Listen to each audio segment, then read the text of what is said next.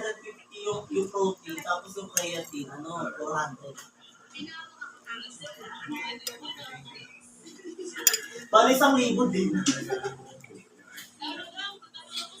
Chicken breast. So, ayan guys, welcome back to my YouTube channel. For this video guys, ayan, magluluto tayo guys ng pinapaitan na baka. So, kumpleto na yan siya guys. May baga, may atay, may tuwalya. Basta kumpleto na ang ating papaitan.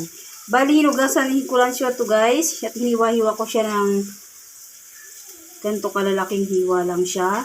Tapos nilamas ko siya sa asin at saka minarinate ko siya ng suka, paminta at laurel. At para hindi siya guys malansa. So ayan, magigisa tayo ng sibuyas at bawang. Ayan guys, nagisa na ako ng sibuyas at bawang. Maraming sibuyas at bawang guys. Siguro mga 5 pirasong to guys, bawang. Ay 5 pirasong sibuyas tapos 10 bawang. Yan.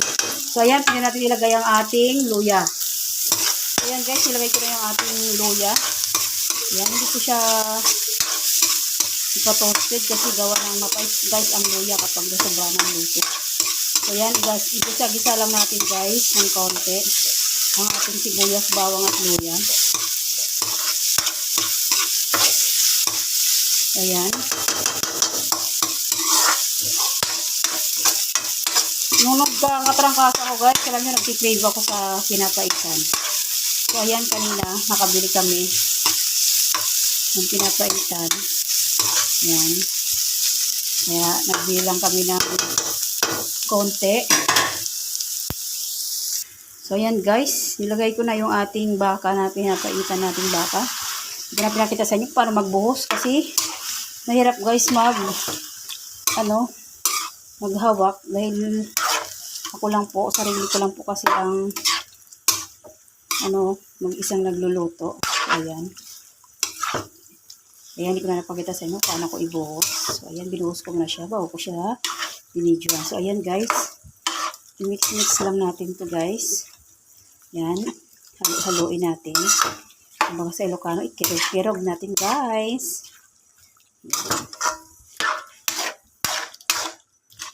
Sa may mga mataas ang uric acid guys, bawal po ito. Ayan. Ako, medyo mataas ang aking creatinine. Hospital ako, so balik kaunti lang ating kakainin dito guys. So ayan guys, balikan natin mamaya-maya. Palambutin natin at patuyuin muna natin guys ang ating pinapaitan na baka. Ayan. Ayan guys. Ang ating pinapaitan na karne ng baka. So balik natin maya-maya guys kapag na siya malambot na. So ayan guys, tingnan natin yung ating papaitan. Kung malambot na siya. Bali medium heat ko lang siya guys para mabilis siyang maluto. Tingnan natin guys kung malambot na. Ay, matigas pa guys. Tigas pa siya. Lilipat ko na lang guys sa pressure cooker para mabilis maluto dahil may katigasan itong ating papaitan, talaga mahirap magpalambot. So lipat natin guys sa pressure cooker. Guys, nilipat ko sa pressure cooker dahil ang tigas talaga. Ayan, tignan natin guys kung luto na yung ating pinapaitan. Ayan, dami sabaw guys, napakarami sabaw nilagay ko. So ayan, medyo matigas-tigas pa siya guys, Ayan, tigas-tigas pa siya. So balikan natin mamaya-maya guys kapag malambot-lambot na talaga, ng super lambot. So yan guys, maglalagay tayo ng 2 beef cubes.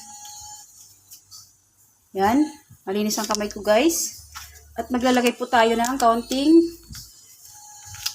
tak-tak-tak. Ajinomoto, ang sarap.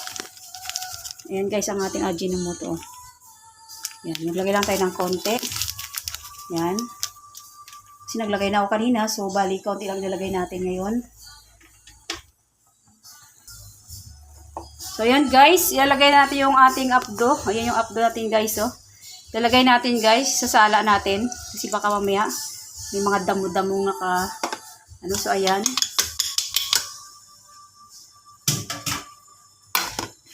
Yan, halo-haloin natin. Palalambutin natin ang palalambutin ito guys para mas masarap. Yan, tagal pala maglambot itong papaitan guys. Yan ang ating papaitan. Ang ating ulam for today's video guys. Pinapaitan. So yan guys, balikan natin mamaya-maya guys kasi masyado pang matigas. Ito na ang ating pinapaitan. Ayan, nagplating na tayo. Yan ang ating pinapaitan na baka. So ayan guys, thanks for watching. Please like, comment, share, and subscribe. God bless us all. Bye!